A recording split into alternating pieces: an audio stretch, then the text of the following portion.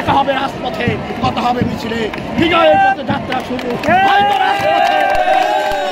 হয়তো রাজপথে, না হয় কারাগারে। Thank you very much. আমি বাংলাদেশ সুপ্রিম কোর্টের একজন আইনজীবী ব্যারিস্টার ওবায়দুর রহমান টিপু, ঢাকা বিশ্ববিদ্যালয়ের 90-এর গণ অভ্যুত্থানের সূর্য সেন হলের একজন ছাত্রনেতা, ছাত্রকর্মী ছিলাম। আমারও 2 সন্তান আছে।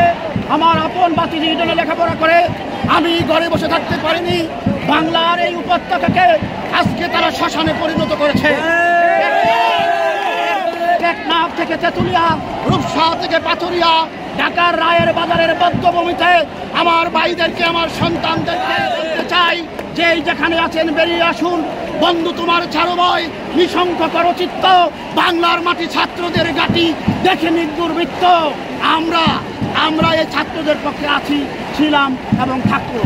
আমাদের বয়স হয়েছে, কিন্তু ঢাকা বিশ্ববিদ্যালয়ের একজন সাবেক ছাত্র হিসাবে, 90-এর গণ অভ্যুত্থানের একজন ছাত্র হিসাবে, মাস্টার জজ সূর্য সেনের একজন ছাত্র হিসাবে আমরা ঘরে বসে থাকতে পারি না।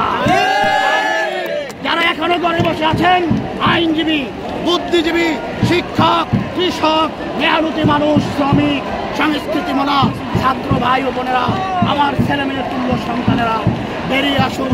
দেখুন ঐতিহাসিক শহীদ মিনারে লাখো জনতা আজকে প্রায় 2 সপ্তাহ যাবৎ আন্দোলন করছে। এই গৃহপালিত জন্তুকে বাংলাদেশ থেকে সরাতে হবে।